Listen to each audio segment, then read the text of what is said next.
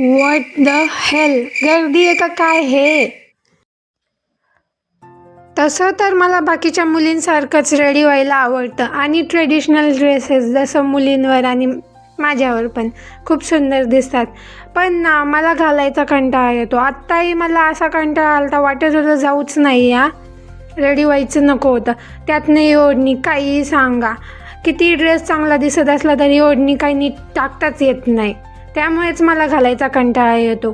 माझ्याकडे ना मोजून 2 किंवा 3च ड्रेस असेल ज्याच्यावर ओढणी असेल, कारण घालतच नाही मी. तर नमस्कार मित्रांनो, पुन्हा एकदा तुमचं स्वागत आहे माझ्या मिनी व्लॉगमध्ये. आज आम्ही महाशिवरात्री आहे तर वाघेश्वरला आलतो.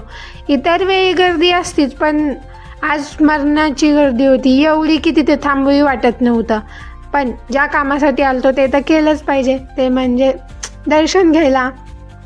आज मम्मी ना लवकरच आली होती, सो ती लाईनीत पुढे जाणार होती. तिला तर डायरेक्ट आतमध्ये जाऊन दर्शन मिळणार होते, पण आम्हाला उशीर झाला यायला, सो आम्ही लाईनीत नाही गेलो. आम्ही डायरेक्ट बाहेरच्या मंदिराच्या परिसरातूनच गेलो.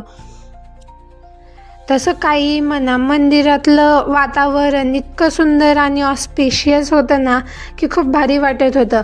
त्यातनं मंदिर इतकं सुंदर सजवलं होतं की काही सांगूच नका. पण हे सगळं एन्जॉय करण्याच्या जागी मी खूप थकले होते आणि मला इथनं बाहेर निघावंसं वाटत होतं, कारण एकतर गर्दी खूप जास्त होती. त्यातनं मम्मी नसल्यामुळे मला माझ्या बहिणीन भावाला सांभाळावं लागत होतं. काकू होत्या सोबत, पण तरी लक्ष तर ठेवावं लागतंच ना मला, काय करणार. पण थोड्याच वेळात मम्मी बाहेर आली दर्शन घेऊन. मग मम्मी आल्यावर मला बरं वाटलं, कारण आता ती सांभाळू शकते. मम्मी या गर्दीमध्ये राहून थकले होते, सो आम्ही लवकरच घरी निघलो. आजच्यासाठी एवढंच. भेटू माझ्या